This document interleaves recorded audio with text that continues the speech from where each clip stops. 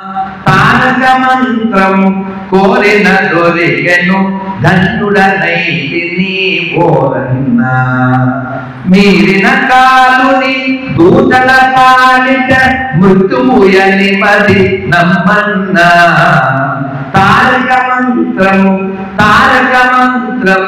కోరిన దొరికెను ధన్యుడనైతిని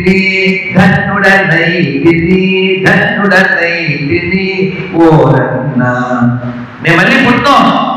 ఎవరు చెప్తారు?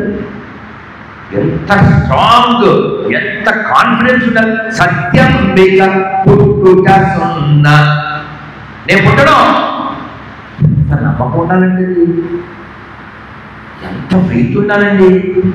ఆ స్థితికి మనం వస్తే ఈ జన్మకి సార్థకత అయినట్లేదు. ఒక ఆయన ఒక ఉపన్యాసానికి వెళ్తాడు, షార్ప్ 7:00కి వెళ్ళిపోతుంటాడు. గురువుగారు చాలా చిరాకు, 8:00కి ఆర్పించేస్తాం కదా, ఎందుకు 7:00కి వెళ్ళిపోతాను వాళ్ళు రోజు అన్నారు. అంటే గురువుగారండి మీరంటే గౌరవమే, కానీ నేను వెళ్ళే వరకు నా భార్య పిల్లలు ఎదురు చూసుకుంటారు, వాళ్ళకి నేనంటే ప్రాణం అండి, నేను తింటే కానీ వాళ్ళు తినరండి అన్నాడు. ఏంటి ఇదంతా నిజమే అన్న. నిజమేనండి. సరే ఇదిగో ఈ పొడి పట్టుకెళ్ళి ఇంటికి వెళ్ళాక పాలలో కలుపు తాగి ఆ తర్వాత సినిమా తీస్తారు, ఆ సినిమా ఏంటో చూడన్నారు. ఈయన ఇంటికి వెళ్ళాడు, అమ్మాయి పాలు తెమ్మన్నాడు, కోటలో పాలు తెచ్చింది, అది కలుపుకున్నాడు, తాగాడు, అంతే బెర్ర వీసిపోయాడు, ఆ సోఫాలో పడిపోయాడు. వీళ్ళంతా మొగల రేపులో కోత రేపులో ఎవరు చూస్తూ ఉన్నారు. ఏంటి అర్థం కాలే? ఈయన ఎప్పుడైతే అలా పడిపోయాడో, పడిపోగానే నెక్స్ట్ డే ఏమండి అంటే కదా మామయ్య గారు నాన్న ఇలాంటి డైలాగ్స్ మామూలుగా వచ్చేసి వాళ్ళంతా దే స్టార్ట్ క్రైంగ్. కాసేపటికి గురువుగారు వచ్చాడు. గురువుగారు నాన్న అన్నాడు. ఏం పర్వాలేదు, ఒక్క గ్లాస్ పాలు తెప్పించండి, మీ నాన్న బతుకుతాడు. ఏంటి పాలు ఎంత మేలు చేస్తాయా అని తెప్పించాడు. ఈ పాలు ఎవరైనా తాగండి, మీ నాన్న లేచి కూర్చుంటున్నారు. పెద్ద టాపిక్ అయ్యి, కాకపోతే కండిషన్ అప్లై. ₹1 కాదు అంటే పైన పెద్ద బిల్ బోర్డు, కింద చుక్కలు ఉంటాయి పక్కన, ఆ ₹1 పక్కన చుక్కలు ఉంటాయి. ఆ చుక్కలు ఎందుకు? ఆ చుక్కలు కింద ఉంటాయి. Condition applies. మీ కాగితాలు తరకాకట్టలేదు. రూపాయికి వచ్చేది నీకు ఎత్తిస్తారు, నీకు కాదు 10 లక్షలు కాదు. గ్లాసు పాలు తాగితే మా నాన్న బతుకుతాడు, నేను తాగుతాను. Condition apply. ఎవరు తాగుతాడో అది పోతాడు, మీ నాన్న వేస్తాడు. ఇప్పుడు బాహుబలి 3 చూస్తేగా 3 ఎవ్వడు మనం చెప్పుకోకూడదు, కానీ కమలాసన్ ఆ నెక్స్ట్ డైలాగ్ అనమాట. మస్తు షేడ్స్ అంటారు కదా, అలా ఎవరి షేడ్స్ వాళ్ళు చూపించేసారు. వాళ్ళ భార్య చెప్పింది, యాక్చువల్గా నేను తాగుతును, కానీ ఆవిడ రీజన్స్ ఆవిడ చెప్పింది.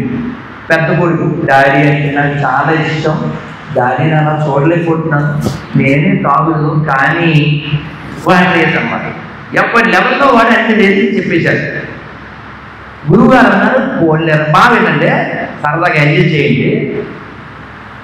గురువుగారు అన్నారు, మా రుచులే మన ఇంట్లో వాళ్ళే కదా, పని వాళ్ళైనా పర్లేదు ఉంటారండి ఎవరైనా, ఏళ్ళకి వేసిన వాళ్ళు అట్టించంటే పరారే. గురువుగారు అన్నారు, మనుషులనే కాదు మన ఇంటి దగ్గర లేసిన జంతువు అన్నారు. వీళ్ళు మామూలు అప్పుడే ఎంగిల్ చేశారు. దాని కర్మగారు కుక్కొచ్చేసి వీళ్ళు 8 మంది వెళ్ళి ఒక్కొక్కరు 2 పట్టుకుని తీసుకొచ్చారు. దానికి తెలీదా? ఏమంటే మన ఫీలింగ్స్ దానికి తెలియవా చెప్పండి?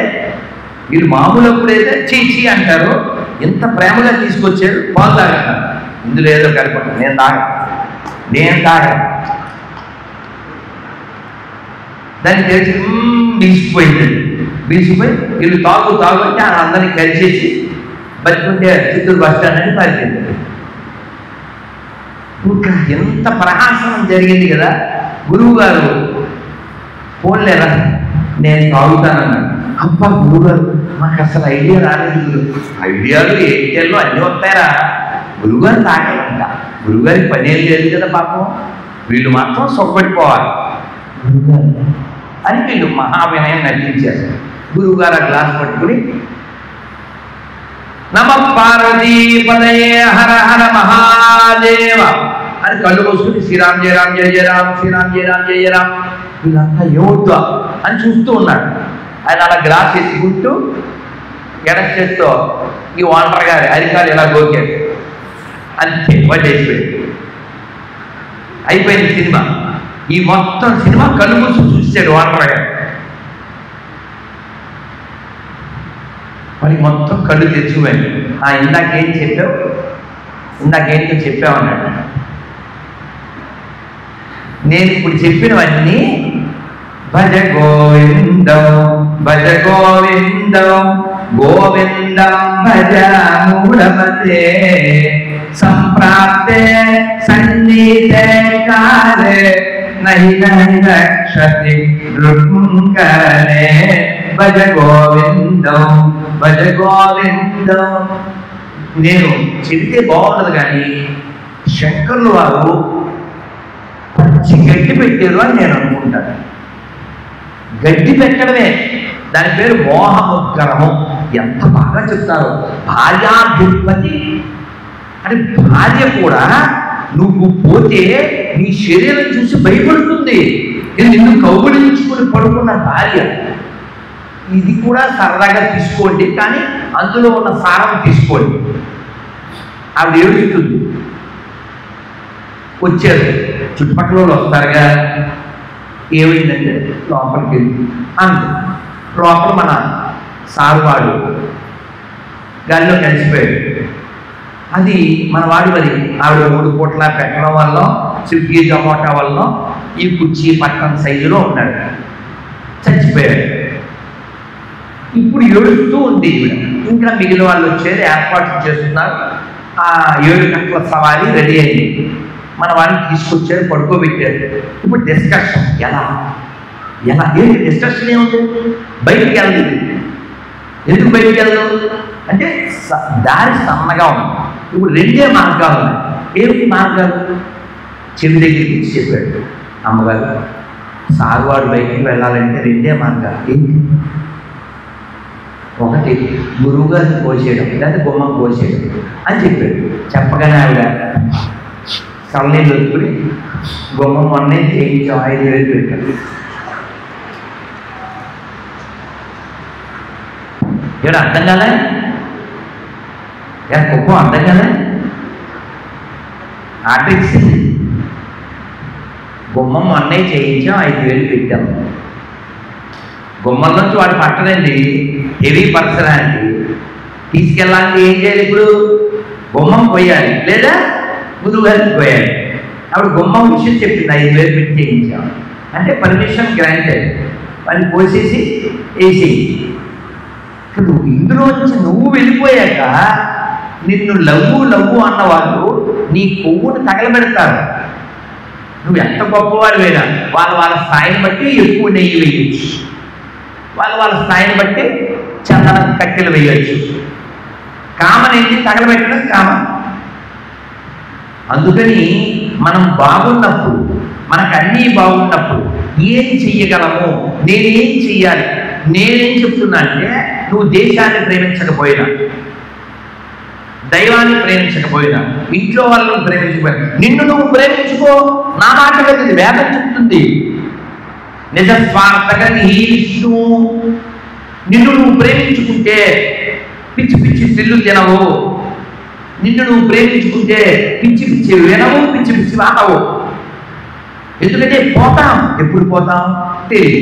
కాబట్టి మనకి ఎంత భక్తి ఉండాలంటే, మనం ఎంత డెడికేటెడ్గా ఉండాలంటే, ఒక పేదవాడు ఏదో ఇట్లా ఉపన్యాసానికి వచ్చాడు, భగవంతుడు చాలా చేయాలని కోరుకుంది, పాపం డబ్బులు లేని ఆయన అన్నాడు, ఈ ఉపన్యాసం చెప్పాను, పోలే డబ్బులు లేకపోతే మనీతో కానీ మనసుతో అవుతులే, మనస్సుతో చెయ్యండి అని.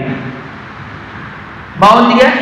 ఆయన గోదావరి వాసి స్నానం చేసేసారు గోదావరిలో, చక్కగా మడి పంచి కట్టుకున్నాడు, కూర్చున్నాడు.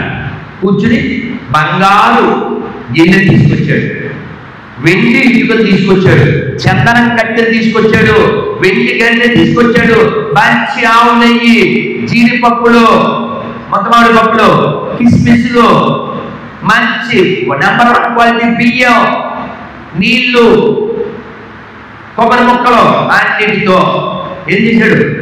చక్కెర పొంగల్ చేశాడు. విష్ణుమూర్తి నవ్వుతున్నాడు. లక్ష్మీదేవి అడిగింది, ఎందుకు నవ్వుతున్నారంటే కింద చూడు అన్నారు. ఈయన చక్కెర పొంగల్ చేసి వేడి పెట్టకూడదు కదా స్వామికి, అది ఎంతవరకు చల్లారిందో చూద్దామని వేడి పెట్టాడు. వేడి పెడితే అది చూసుకుని కాలేదు అని ఊదుకుంటున్నాడు. అందుకని విష్ణుమూర్తి నవ్వాడు. ఇందులో పెద్ద వెళ్తే ఉంది నమ్మడానికి. అసలు చక్కెర పొంగల్ ఎక్కడుంది? చక్కెర పొంగల్ ఎక్కడుందండి? ఏం చెప్పాడండి ఉపన్యాసకుడు? నీ దగ్గర డబ్బులు లేవు కదా, డబ్బులు లేని వాడు బంగారు గడ్డి ఎక్కడి నుంచి తెచ్చాడు, వెండి గడ్డి ఎక్కడి నుంచి తెచ్చాడు? మనస్సులో కళ్ళు మూసుకుని నారాయణుడికి ఇప్పుడు వెండి ఇటుకలు పెట్టాను, ఇప్పుడు బంగారు గిన్నె పెట్టాను, ఇప్పుడు మంచి నెయ్యి పోసాను, ఇప్పుడు ముద్దమావిడి పప్పు వేశాను, ఇందులో కొబ్బరి ముక్కలు వేశాను, కిస్మిస్ వేశాను, కడిగిన బియ్యం వేశాను, ఇందులో బెల్లం వేశాను, కొన్ని పాలు కలిపాను, కొంచెం యాలకులు కలిపాను. ఆహా స్వామి, నీకు ఈరోజు గొప్ప నైవేద్యం పెట్టబోతున్నాను స్వామి. ఎక్కడిదంతా? ఎక్కడా? మనస్సులో చేసిన చక్కెర పొంగలి వేడి ఎంత భావించాడంటే వేడి పెట్టగానే కలిసి, అది ఎంత నిజభక్తి. వెంటనే స్వామివారు చక్కెర గదాపద్మాలతో కూడినటువంటి తన స్వరూపాలు విష్ణు దూతం 4 పంపారు. అంతే అని వైకుంఠానికి వెళ్ళాడు. బలో వైకుంఠనాథ పెరుమాళకి. కాబట్టి ఏం కావాలి భగవంతుడికి? మన చక్కెర పొంగలు కావాలా, మన లడ్డూలు కావాలా, లేకపోతే మన యొక్క రకరకాల పదార్థాలు కావాలా, మన మనస్సు కావాలా? ఏం కావాలి? అందుకే 2 ముక్కలు బాగా వినండి. దుర్యోధనుడు భోజనాన్ని పిలిచాడా పిలవలేదా? పిలిచాడు. దుర్యోధనుడు కృష్ణుడికి ఏమంటాడు తెలుసా అండి? బియ్యంకునండి. తెలుసా తెలీదా?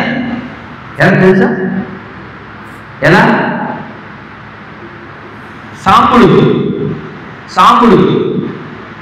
సాంబుడు లక్ష్మణ అనేటువంటి దుర్యోధనుడి యొక్క కూతుర్ని పెళ్లి చేసుకున్నాడు. బంధుత్వం గట్టిగానే ఉంది, కానీ హిందుత్వమే గట్టిగా లేదు. అందుకే నేరా చాలా స్పష్టంగా ఇలా బంధను కూడా చెప్పాడు కృష్ణుడు. మేము అన్నము లేని వారము కాదు, నీకు మా పట్ల ఆదరణ లేదు, మీ ఇంట అన్నమేము మేము తినము. పౌరుషం అంటే స్వాభిమానం. బంధువు అయితే మా పార్టీ అయితే మా క్యాస్ట్ అయితే తినేది లేదా? వాడు స్వాస్థికుడు చెప్తారు కదా, మన కొలబడే అని. అలాంటి పిచ్చి వేషాలు వేయకూడదు, స్వాభిమానం కలిగి ఉండాలి. చెప్తే కృష్ణుడు రథం మీద వెళ్తున్నాడు. భీష్ముడు వారు స్వామి మా ఇంటికి అన్నాడు. కృష్ణుడు నవ్వి చెయ్యి ఊపేశాడు. ద్రోణుడు పిలిచాడు, స్వామి మా ఇంటికి అన్నాడు. అక్కడ ఒక నవ్వేసి వెళ్ళిపోయాడు. ఎవరింటికి వెళ్ళాడు? అసలు పిలవవాడి ఇంటికి వెళ్ళాడు. ప్రతి బాబు కంగారు పెట్టాడు. ఒక్కొక్క గబగబా ఆ సీటు తుడిచాడు, ఒకసారి చెక్ చేశాడు. ఇలాగా కూర్చున్నాడు. ఎందుకు కూర్చున్నాడు? అంతకుముందు కదండి జరిగింది సభలో, ఇలాగే చేరేశారు. వాడేమో స్విచ్ పెట్టాడు, నొక్కాడు. ఏమో దుర్యోధనుడు మా ఇంట్లో కూడా ప్లాన్లు ఏమన్నా చేసి ఉండొచ్చు అని చెక్ చేసి కూర్చోమన్నాడు. ట్యాంక్షన్ అమ్మో స్వామి వచ్చేసాడు. గబగబ ఇంట్లో అరటిపళ్ళు ఉన్నాయి. ఏం పెట్టాడు? పళ్ళు పెట్టాడు. ఆ టెన్షన్లో అటెన్షన్తో ప్రేమతో భక్తితో గబగబా తీసి పళ్ళు పడేసి తొక్కలు పెట్టి ఎవరికి కృష్ణ భగవాన్ తొక్క తీసేస్తా అని దుర్యోధనుడితో చెప్పి ఇక్కడికి వచ్చి తొక్కలు తింటాయి. అసలు ఆయన అసలు పెట్టినవి తొక్కలా పండ్లా చూడట్లే, విధులకున్న అటెన్షన్ చూస్తున్నారు. అటెన్షన్. అందుకని ఆర్తి కలిగిన వారికి భగవంతుడు లభ్యమవుతాడు. అది ఏ కాలమైనా. మీరేదో వేరే వేరే యుగాల దాకా పోకండి. ఈ కలియుగంలో 400-600 ఏళ్ల క్రితం మన కళ్ళ ముందు మన తెలుగువాడు సశరీరంగా వైకుంఠానికి వెళ్ళాడు. బోలో భద్రాచల రామదాస్ గారికి, బోలో శ్రీ తుకారాం గారికి. వాళ్ళిద్దరూ మనకి లైవ్ ఎగ్జాంపుల్. సమాధి లేదు, త్యాగరాజ స్వామి వారి బృందావనం ఉంది. తిరువయ్యారు వెళ్ళి అక్కడ నేను కీర్తన కూడా చేశాను 2-3 సార్లు వెళ్ళి. అలా చాలా మంది గొప్ప వారికి సమాధులు ఉన్నాయి. కానీ తుకారాంకి సమాధి లేదు, రామదాస్ గారికి లేదు. వారి ఊరు కూడా వెళ్ళాను, నేలకొండపల్లి. ఎందుకు లేదు? వైకుంఠం నుంచి విమానం వచ్చింది, వారు వెళ్ళిపోయారు. ఎందుకని? వారు రాముడిని అంత నమ్మారు, ఆయన పాండురంగాన్ని అంత నమ్మాడు. మనం కూడా జస్ట్ ఈ 4 ఒక్కలు గుర్తుపెట్టుకోండి. రామదాస్ గారు కాన్ఫిడెన్స్ మనకు ఉండాలి. రాముని వారము చెప్పండి. రాముని వారము మాకేది విచారము, రామా నీదే భారము, దాశరథి నీవే మాకు ఆధారము. ఈ 4 ముక్కలే అంటే ఫుల్లీ సరెండర్. అలా సరెండర్ అయిన వాడు భగవంతుడు ఎప్పుడూ మోసం చేయడు. అందుకనే కృష్ణుడు భగవద్గీతలో అర్జునుడు చెప్తాడు, Arjuna declare to the whole world my devotee will not perish. చెప్పు ప్రపంచానికి నా భక్తుడు దర్శించడు చెప్పు. అంత కాన్ఫిడెన్స్ మనకు ఉండాలి. మనం డౌట్ఫుల్గా ఉంటే రిజల్ట్ కూడా డౌట్ఫుల్గానే ఉంటుంది. మనం అమృతాల్లో ఒక అమృతం భక్తి రసామృతంలోంచి ఈ చక్కెర పొంగల్ గురించి చెప్పుకున్నాం. మరి మామూలుగా అమృతం ఎవరు చిలికారు, ఎవరికి వచ్చింది? చిలికింది ఎవరండి? గట్టిగా దేవతలు ఒక్కలేనా? రాక్షసులు కూడా చిలికారు. మీరు బాగా వినండి. ఈ ప్రపంచంలో తెలివి ఉండాలా వద్దా? ఉండాలా? తెలివి ఉండాలి. ఆ తెలివి ఎలా ఉండాలో శ్రీ మహావిష్ణువు దేవతలకి చెప్పాడు. మనకే దేవతలకి చాలా ఇబ్బందిగా ఉంది. వాళ్ళేమో చచ్చిపోయిన వాళ్ళందరినీ వాళ్ళు బతికిస్తున్నారు. వాళ్ళ గురువు ఎవరు? శుక్రాచార్య. వీళ్ళేమో తగ్గిపోతున్నారు. స్వామి మాకు ఏదన్నా ఐడియా చెప్పండి, చిన్న ఇంటి బండి అడుగుపోతాం అన్నారు. ఇది వీళ్ళకు కూడా దేవతలకు కూడా సాత్విక అహంకారం. అంటే స్వామివారు అన్నారు, ఏముంది మీరు చచ్చిపోకూడదంటే అమృతం తాగండి అన్నారు. అది ఎలా వస్తుంది అన్నారు. ఏముంది మందర పర్వతాన్ని తీసుకొచ్చి సముద్రంలో పాల సముద్రంలో వేసి చిలకండి. వీళ్ళు ఎలాంటి దేవతలు? సుఖపురుషులు. మేము సుఖపడటానికే పుట్టామనుకుంటారు. ఇలాంటి కష్టాలు, ఈ రుబ్బడాలు, ఈ తిప్పడాలు, ఈ విసురాయి ఇవన్నీ చేస్తారా? అమ్మో అవన్నీ మా ఒక్కరి వల్ల అవ్వదు కదా స్వామి. అయితే వాళ్ళని ఎలా తెచ్చుకోండి. సింక్ అయిందా? అసలు మాకు అమృతం దేనికి కావాలి? వాళ్ళ మీద గెలవడానికి. నువ్వు వాళ్ళని తెచ్చుకోమండి, వాళ్ళకి అమృతం ఇచ్చేసి ఇంకెందుకు? ఇందులో లాజిక్ ఏముంది? ఇదే ఆవేశం. పని అయ్యే వరకు అన్నా వాళ్ళతో మీరు అలా ఉండండి అని ఏవో కొన్ని సలహాలు, కొన్ని ఐడియాలు ఇచ్చారు. తప్పదు, స్వామి చెప్పారు. వీళ్ళకి అవసరం. స్వామి మీద ప్రేమ ఉండాలంటే అవసరం కదా. ఇప్పుడు చూడండి, అమ్మ ఏదైనా కండిషన్ పెడితే, అది మా చిన్నప్పుడు అయితే బావిలో నీళ్ళన్నీ ఈ గోళం అంటారు ఉండి అది నింపితే సినిమా తీసుకెళ్తాను వాడు. మా అన్నయ్య మీద ప్రేమ లేకపోయినా, నీళ్ళ మీద ప్రేమ లేకపోయినా, సినిమా మీద ప్రేమ ఉన్నదా? వాడు తోడికి వస్తే పోసాం. అలా వీళ్ళకి అమృతం కావాలి. అమృతం కావాలంటే ఏం చేయాలి? స్వామి చెప్పిన వాళ్ళ దగ్గరికి వెళ్ళారు. వాళ్ళు కూడా ఎవరికైనా లాభం వస్తుందంటే వస్తారంటే వచ్చారు.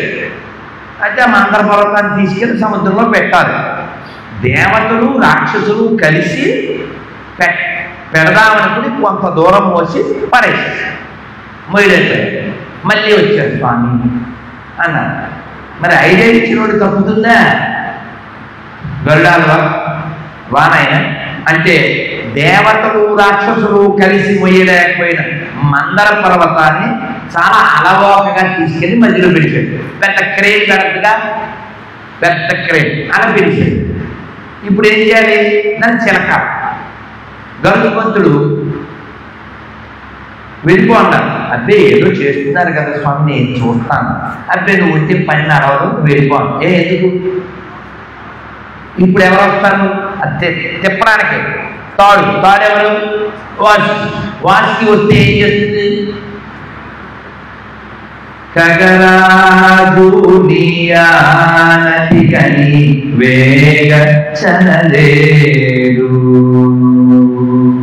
గగనానికి ఇలకు బహుదూరం బలినాడు గగనానికి ఇలకు బహుదూరం బలినాడు జగమేలే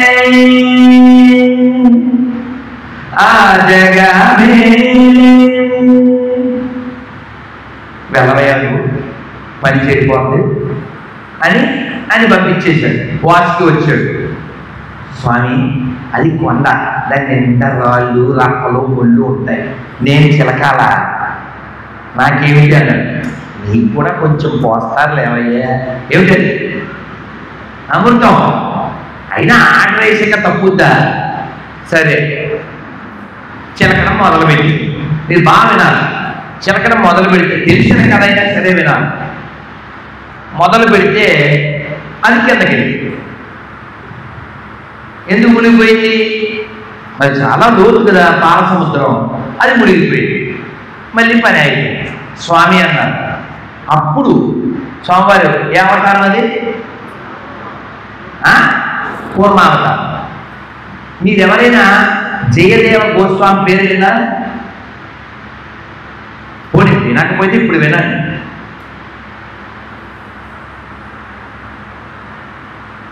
ఆయన దశావతార స్తోత్రం అని రాశారు. మనం పాలసముద్రం దగ్గరికి వెళ్దాం, కాసేపు అట్లే ఉండండి. పాసు మీరు బాగా వినాలి. కలియుగం భక్తి, విశ్వాసం, శరణాగతి ఎంత గొప్పది. మీరు పాలసముద్రం దగ్గర కాసేపు వచ్చేసేది, బయటకు మళ్ళీ వెళ్దాం సముద్రం దగ్గరికి. మామూలు ఈ సముద్రం దగ్గరికి వచ్చేది. ఈ జయదేవ గోస్వామి అడవిలోంచి వెళ్తుంటే ఆయన దగ్గర ఉన్న బంగారు నగలు అవి చూసి దొంగలు అవన్నీ కొట్టేసి ఆయన చేతులు నరికి, ఇది కలియుగంలో జరిగిందండి ఒరిస్సాలో. ఆయన చాలా గొప్పవాడు, ఈజ్ ఎ పోయిట్, గ్రేట్ వైష్ణవ భక్తుడు. ఆయన చేతులు నరికి బాగా మరి మూలుగుతూ ఉన్నాడు. వేరే రాజుగారు ఆ దారాన్ని వెళ్తూ ఎవరో మూలికి వినపడుతుందని తీశారు. ఆహా మహాకవి అని ఆనందపడ్డాడు. ఈ జయదేవ గోస్వామి భార్య పేరు పద్మావతి. రాజుగారి భార్యతో ఆవిడికి మంచి బాండేజ్ ఏర్పడింది. ఈయన మరి రాజుగారితో ఈయనకి బాండేజ్. మరి కవి కదండి, కవులకి రాజులకి బంధం కదా, రోజులు గడుస్తున్నాయి. ఈ పద్మావతి దేవి ఈ రాజుగారి భార్యతో అంది, పతిపత్త అయినటువంటి స్త్రీ భర్త మరణించాడని వార్త వింటే తను వెంటనే మరణిస్తుంది అని. రాజుగారి భార్య అంటే మనసులో ఇది మరి ఇవ్వచ్చు, వింటే చచ్చిపోతారేంటి, ఇప్పుడు చనిపోయి మరి ఎవరితోనే వెళ్ళిపోతున్నారు, చూడలేదేంటి ఇన్స్టాగ్రామ్లో ఫేస్బుక్లో, ఇవి మరి ఇవ్వచ్చు అని ఆవిడ అనుకుని ఇది ఒకసారి టెస్ట్ చేసేస్తాం, నిజంగా జరిగిందండి, టెస్ట్ చేసేస్తాం అని అనుకుని రాజుగారు ఆయనతో పాటు జయదేవ గోస్వామి వెళ్ళాడు. ఎక్కడికి? అది వేట. ఈవిడ సెట్టింగ్ చేసి రాజుగారి భార్య భటులతో వాళ్ళు వెళ్ళిన ఒక 3-4 గంటల తర్వాత అమ్మగారు వారిని జరిగిపోయి ఏమైంది పులి దాడి చేసింది, రాజుగారు తప్పించుకున్నారు. కానీ మన కవి జయదేవ్ గోస్వామి వద్దుది ప్రబంధం, వీరు ఇక్కడ మహానటుడు నటించాడు. ఎప్పుడు రాజుగారి భార్య పక్కనే ఈ పద్మావతి ఉన్నప్పుడు చచ్చిపోయింది. ఇప్పుడు చూడు గతగత గీతగత రాజుగారు జయదేవ్ కోసం వెనక్కి వచ్చేస్తారు. ఇప్పుడు చచ్చిపోయిన కారణం తెలుస్తుంది, నన్ను వేసేస్తారు. ఇప్పుడు రాజుగారి భార్య వణికిపోతుంది. ఈవిడ చేసిన ఈ అల్లరి పని రాజుగారికి తెలియదుగా. రాజుగారు వచ్చారు, ఈవిడ పాపం ఏడుస్తూ ఉంది. రాజుగారి భార్య ఆవిడ చచ్చిపడి ఉంది. ఏమైందంటే కాళ్ళ మీద పడి, నేనే ఇలా టెస్ట్ చేశాను, అని క్షమించండి అని ఏడుస్తుంది. జయదేవ్ గోస్వామి అన్నారు, అమ్మ మీరు బాధపడద్దు, పద్మ పద్మ అన్నారు. అవి లేచి ఉంచుంది. వారి బాంధం అంత బాంధం. ఇన్స్టాగ్రామ్లు చూసి, రీల్స్ చూసి, మొగుళ్ళు వదిలేసి, అమ్మ నాన్న వదిలేసి ఏమిటో ఇవన్నీ మనం వినలేము. ఇంకా అవలే, అయిపోలే. మనం పాపం దగ్గరికి వెళ్దాం, ఒక్క నిమిషం రావాలి. ఈ దొంగలు ఉన్నారు కదా, దొంగలు చేతులు నరికిన వాళ్ళు ఈ రాజుగారి దగ్గర దొంగతనం చేయడానికి రెక్కి వేయించడానికి వచ్చారు. ఏంటి రెక్కి అంటే తెలుసా? మనం ఎట్టించి వెళ్ళచ్చు, ఎట్టించి పారిపోవచ్చు. ఈ పరిశీలన కోసం వచ్చారు. ఈ వచ్చిన వాళ్ళు ఈయన్ని చూశారు. ఎవరిని? ఈ జయదేవ్ గోస్వామి. అమ్మో ఈయన మన చూస్తే చెప్పేస్తాడు, మనం అయిపోయాలో ఇవాళ అనుకున్నాను. కానీ ఈయనేమో జారి కలిగిన వాడు కదా, వాళ్ళని చూసి రండి అన్నాడు. అయిపోయాము అనుకున్నారు. కానీ ఆయన వాళ్ళు పిలిచి, మహారాజా నేను ఈరోజు మీ కొలువులో ఉన్నానంటే కారణం ఈ మహాత్ముల దయ. పాజిటివ్నెస్గా ఇక పీక్స్ కదా అది. ఈ మహాత్ముల వల్లనే నేను మీ కొలువులో ఉన్నాను, వీరిని సన్మానించండి అనగానే తిట్టకూడదు. ఈ దరిద్రులు ఏం చేయాలి? క్షమించండి అయ్యా అని కాళ్ళ మీద పడి ఉంటే భగవంతుడు ప్రకృతి కరుణించే. వీళ్ళు వెంటనే బిల్డప్, అవును మేమే అన్నారు. భూమాత దేన్నైనా తట్టుకోదు, కానీ ఈ బిల్డప్ బాబాయ్ గారిని అస్సలు తట్టుకోదు. వెంటనే ఆ రాజభవనం ఇలా చీలిపోయింది. వాళ్ళు ముగ్గురు దొంగలో నలుగురు అందులో పడిపోయారు. వెంటనే జయదేవ్ గోస్వామి జాలి ఉండలేదు, అయ్యో అన్నాడు. వెంటనే రెండు చేతులు వచ్చేసి, పుణ్యాత్మకి ఎప్పుడు పుణ్యం దాని ఫలం చూపిస్తుంది, పాపాత్మకి దాని కర్మఫలం చూపిస్తుంది. ఇది కర్మభూమి, ఇది ధర్మభూమి, ఇది పుణ్యభూమి, ఇది వేదభూమి.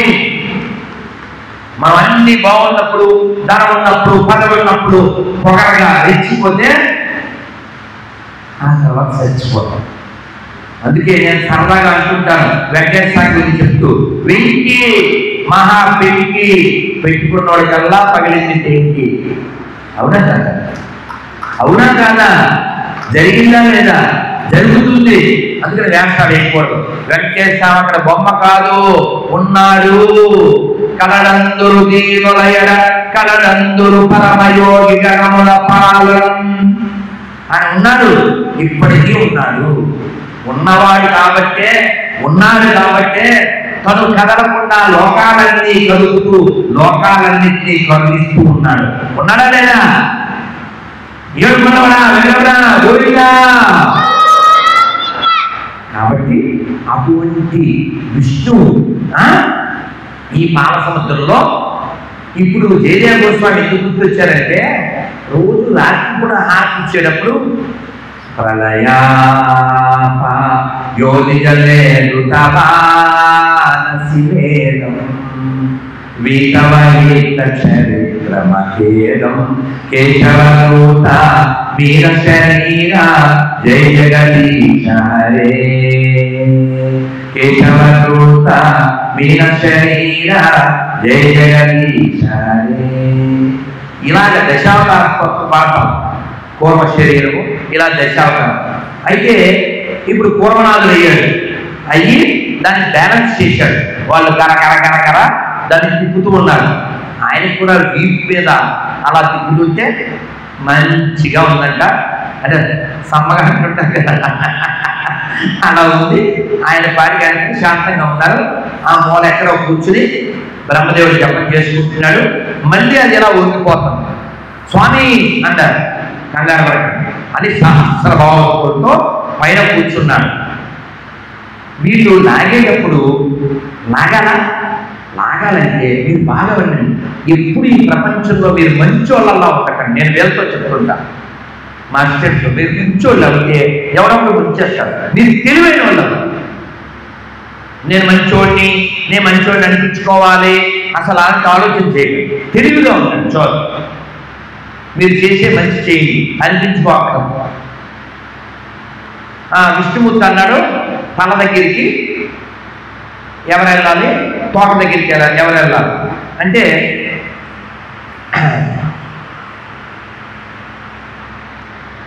ఈ రాక్షసులు మీరు ఇప్పుడు ఏం పట్టుకుంటారు, మీరు దేవతలు ఇప్పుడు తల దగ్గరికి వెళ్తారు అన్నాడు. అంటే వీళ్ళకి మరి పౌరుషం కదా. వయం పూర్వదేవాహ అన్నారు వాళ్ళు. ఎవరు? రాక్షసు. మేము దేవతల కంటే సీనియర్, మేమే తలపట్టుకుంటాం. అమ్మాయి బతికిపోయిందా బాబు అనుకున్నారు. మరి అలా రాళ్ళు ఎత్తేది వీళ్ళు అంటారు. అదేనా వీళ్ళు వెళ్ళి తోకపట్టుకున్నారు, వాళ్ళు తలపట్టుకున్నారు. ఏమిటి తిప్పుతున్నారు. తిప్పుతుంటే నోట్లోంచి ఏమందండి, విషపు గాలు. అందులో కొందరు చచ్చిపడ్డారు. బ్యాలెన్స్ తగ్గిపోయింది. స్వామి అన్నారు, తప్పదుగా ఐడియా ఇచ్చాక మరి వంట మొదలు పెట్టాక పూర్తి చేయాలిగా. అందుకని స్వామి దేవతల్లో ఒకడై రాక్షసుల్లో ఒకడయ్యాడు. ఇప్పటికి ఎన్ని అవతారాలు? కింద కూర్మం, పైన శాస్త్రబాహు, అటు ఒకరు అటు నలుగురు అయ్యారు. విష్ణువే. మనమేమనుకుంటా, నేను చేశా, నువ్వు చేసేవా? నేను అన్ని చేసేవాడిని అయితే చెయ్యలా అంటున్నావు. ఇలాను మొత్తానికి పాలసముద్రం చిలకగా ఏమొచ్చింది? ముందు ఏమొచ్చిందండి? హలాహలం భాతి. హలాహలం రాగానే అందరూ కకాలే పడిపోయారు. కష్పెలం ఎప్పటి నుంచి ఉందో అదంతా బయటకు వచ్చింది. లోకాలన్నీ మోసపోతున్నాయి. వెంటనే స్వామివారు చెప్పారు, సూటబుల్ పర్సన్ ఒక్కడే ఉన్నారు అని పంపించేయండి. అమెజాన్లో పార్సల్. ఎవరై? శివుడు. అది పంపించేశారు. పంపించేస్తే ఆయన ఎంత మంచి మొగుడో చూడాలి మీరు. ఎంత మంచి మొగుడు అంటే, ఎప్పుడైనా ఎవరైనా చందాకి వస్తే ఒక్క నిమిషం అంటే లోపలికి వెళ్ళి చందాకి వచ్చారు, ఎంత ఇమ్మంటావు అని భార్యని అడిగారు అనుకోండి, వాడు చేతకాని మొగుడా? కాదు, ఖచ్చితంగా కాదు. మంచి భార్య అలా అడిగి చేయడం. అలా అడిగి చేయండి అని పరమశివుడు, ఆది దంపతులు, పుణ్య దంపతులు వాళ్ళే మనకు ఉదాహరణ ఉంటే, నువ్వు ఇంట్లో వెళ్ళు అంటే వాడు మంచి మొగుడు ఎందుకు? విషం వచ్చింది.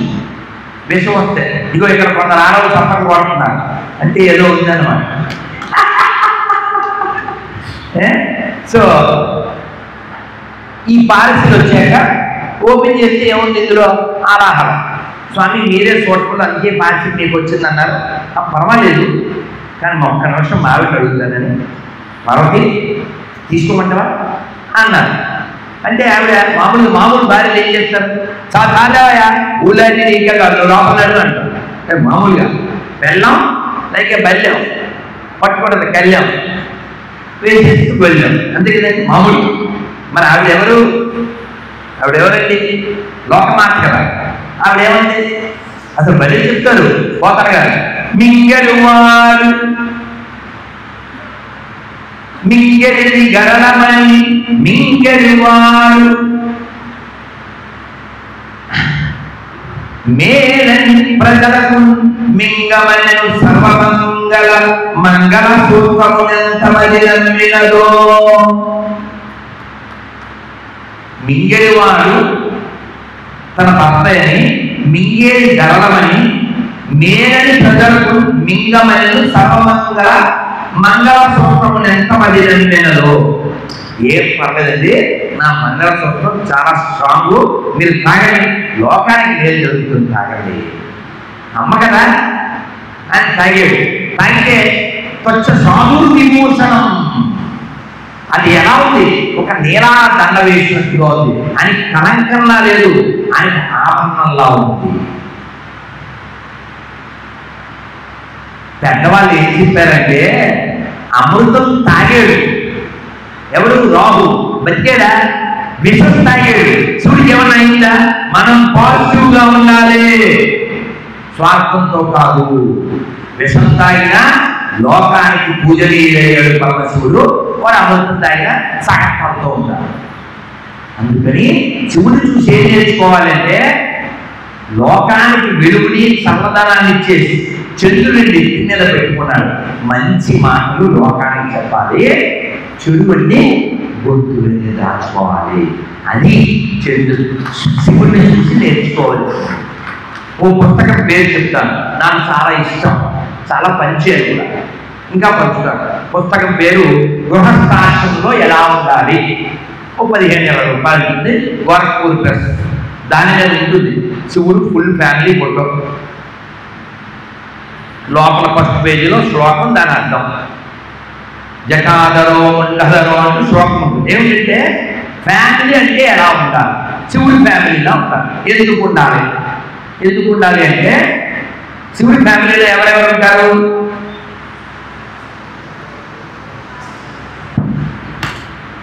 శివుడు, అమ్మవారు, గణపతి, కార్తికేయుడు. శివుడి వాహనం ఏంటి? అమ్మవారి వాహనం ఏంటి? సింహం. సింహం ఎదురు చూస్తే ఏం చేయాలనుకుంటుంది? తినాలనుకుంటుంది.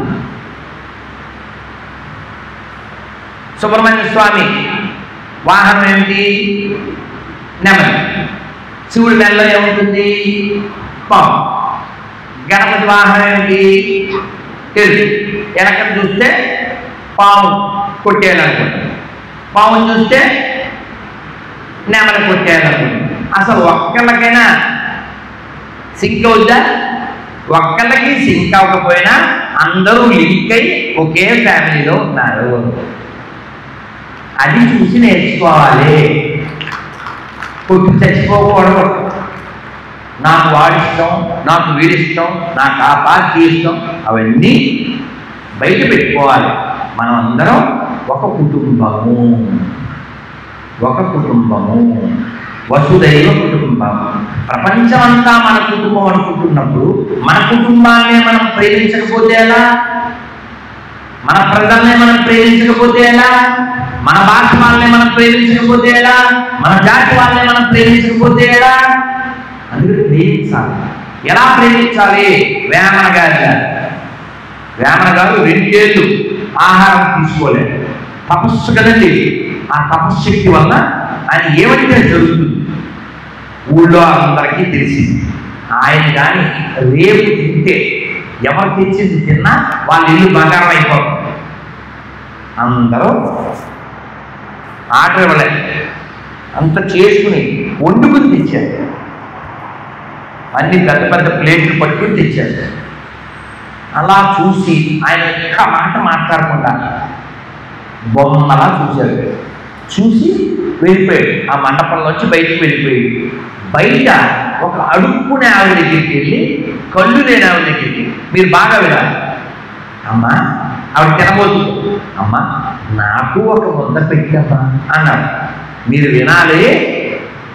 ఆ కళ్ళు లేని బెగ్గర్, ఆ భిక్షుక స్త్రీ, ఆ తినబోతున్న ఆవిడ ఆ గిన్నె పట్టుకుని ఆకాశం వంక పెట్టి, భగవంతుడా నాకు కూడా ఒకరికి పెట్టే భాగ్యం ఇచ్చేవా తండ్రి అని కృతజ్ఞత చెప్పి మూడు అసలు బెగ్గర్ ఎంత బిగ్గరగా ఉందో చూడండి.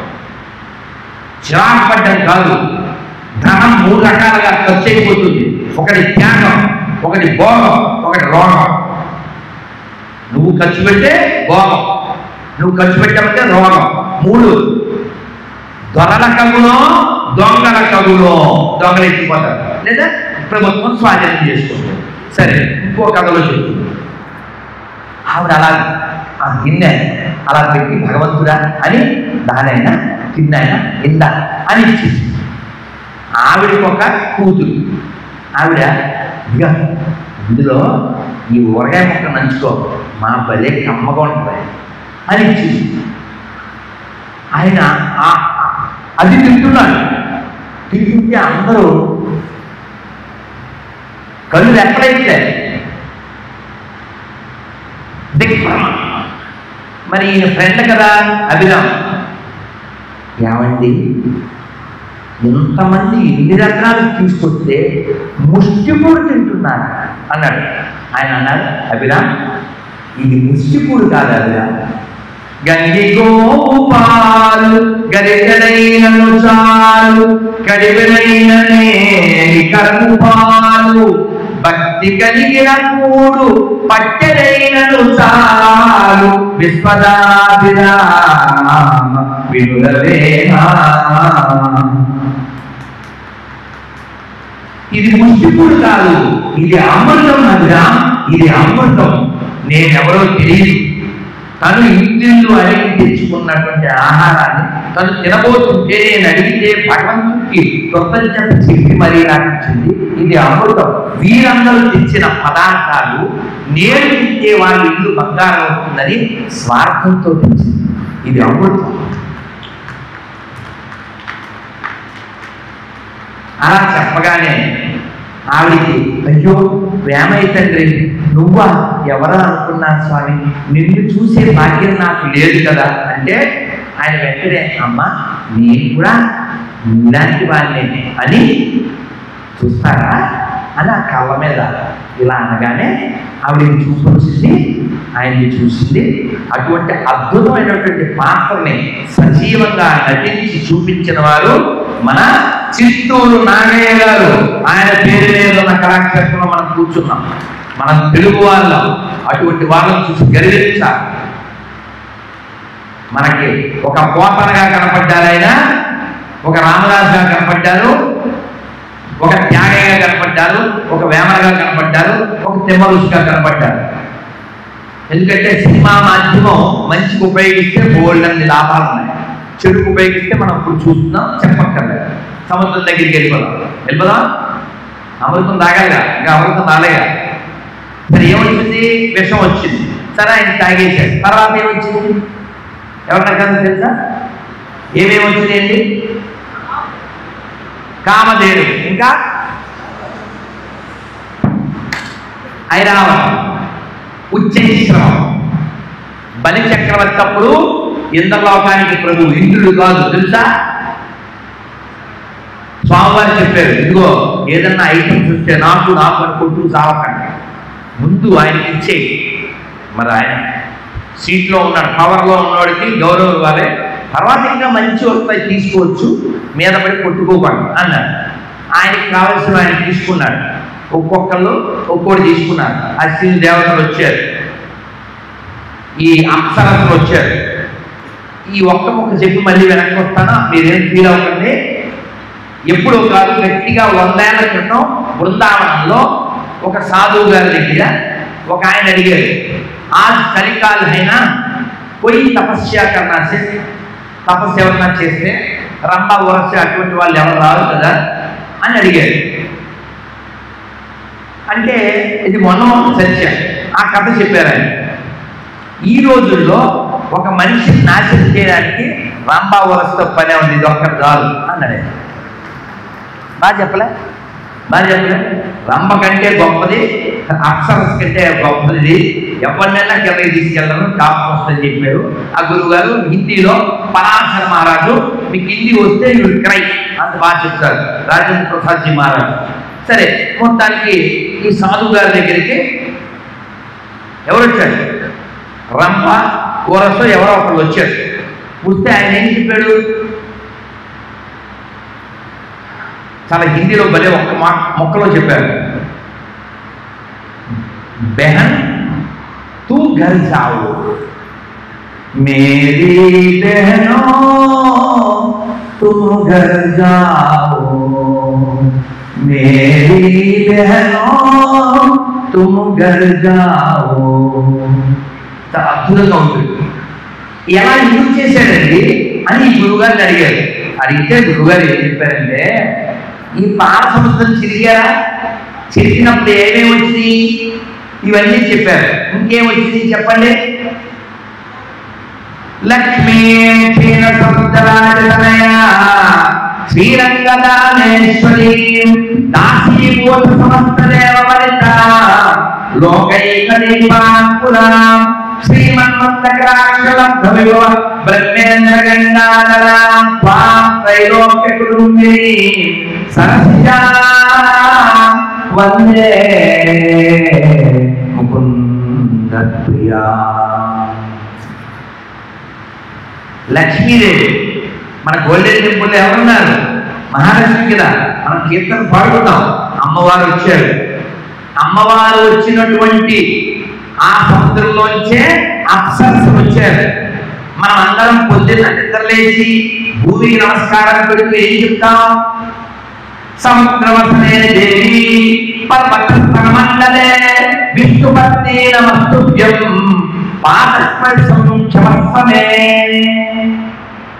అమ్మా భూమాత, సముద్రాన్ని చీరగా కలిగిన తల్లి, ఓ విష్ణుపత్ని నీ మీద పాపం పెడుతున్నాం, క్షమించమ్మా. మరి ఇలా చేతులు చూసుకుని ఏం చెప్తాం? కరాగ్రే వసుదే లక్ష్మీ కరమధ్యే సరస్వతి కరమూలే త్రికోణ ప్రధాతే కరదర్శనం. ఎవరు మనకమ్మ? ఎవరు? విష్ణువు భూమికి పతి, విష్ణువు లక్ష్మీపతి. మరి భూమాత మనకి అమ్మ అయితే, విష్ణువు మనకి తండ్రి అయితే, లక్ష్మీదేవి మనకి అమ్మ అయితే, అమ్మవారు పుట్టిన సముద్రంలో వచ్చిన అప్సరసలు మనకేమవుతారు? పిల్లి కదా. ఇది మన దృష్టి, ఇది మన దృష్టి. అమ్మని చూడు అంతటా. అందుకే చెప్తారు, నీళ్లు గంగమ్మ, పుస్తకం సరస్వతి, డబ్బులు లక్ష్మీదేవి, అన్నం అన్నపూర్ణ, గోవు గోమాత, మట్టి భూమాత, తులసి తులసమ్మ. మనం ఏం చూస్తున్నాం? ఎవరిని చూస్తున్నాం? అమ్మని. అందుకని ఈ సాధువు గారు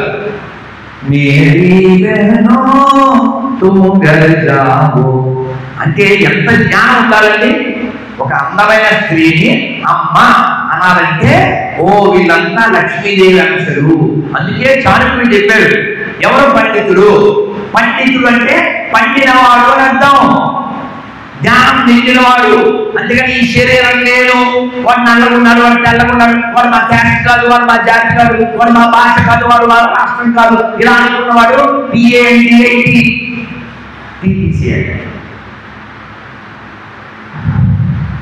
అర్థం కాలేదు కదా. మనం ఇక్కడ అర్థమైందా? ఇంగ్లీష్లో PANDIT పండిట్. శరీరం నేను, వాడు శరీరం, వారికి నాకు తేడా ఉంది అని ఎవరైతే అనుకుంటాడో వాళ్ళు తీసేయాలి. అర్థం కాదు కదా? థ్యాంక్స్. అర్థం కాబట్టి అర్థం చేసి నేను చెప్పాలి. పండిన వాడు పండిట్ అవుతాడు. అందరి లోపల ఆరక వెలిగే ఆత్మ ఒక్కటే తెలియండి, పరమాత్మ ఒక్కటే తెలియండి. అందరి లోపల ఆరక వెలిగే ఆత్మ ఒక్కటే తెలియండి, పరమాత్మ ఒక్కటే తెలియండి. అప్పుడు ఏంటి డిఫరెన్స్? ఏంటి? ఎవరు? నువ్వు, నీవు, నేను వేరు కాదు. నీలోన శివుడు గలడు, నాలోన శివుడు గలడు, నాలోన గల శివుడు నీలోన గల శివుడు ఒక కందు తెరవగలడు. ఇది అండర్స్టాండింగ్, ఇది ఫిలాసఫీ. అందుకని నేను వేరు నేను వేరు అన్నావంటే నువ్వు భగవంతుడి నుంచి వేరైపోతావు. సరే, మొత్తానికి లక్ష్మీదేవి వచ్చింది. లక్ష్మీతో అందంగా ఉంటుంది కదండి. అందరూ నేను పెళ్లి చేసుకుంటాను, నేను పెళ్లి చేసుకుంటా అని దగ్గరికి వచ్చారు. దగ్గరికి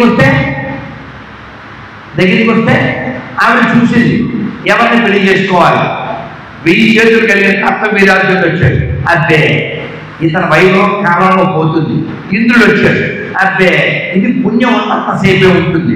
ఆవిడ లెక్కలేసి ఇంకెవరెవరో వచ్చారు పెళ్లి చేసుకుంటాను, నన్ను అనుమానించిన వారిని నేను పెళ్లి చేసుకోవాలనుకున్నాను. ఎవరు? ఈవిడ పేరు ఏంటండి? లక్ష్మీదేవి ఇంకో పేరు ఏమిటండి? చెప్పరా? ఏం చెప్పరా? చంచలంబగు జగతి లోపల శాశ్వతం ఒకటేదిరా. కుప్పం వెళ్ళినప్పుడు ఓ 10-15 ఏళ్ల క్రితం నేర్చుకున్నాను. ఓ పెద్ద ఆయన అడిగి రాయించుకున్న పేపర్ తెచ్చి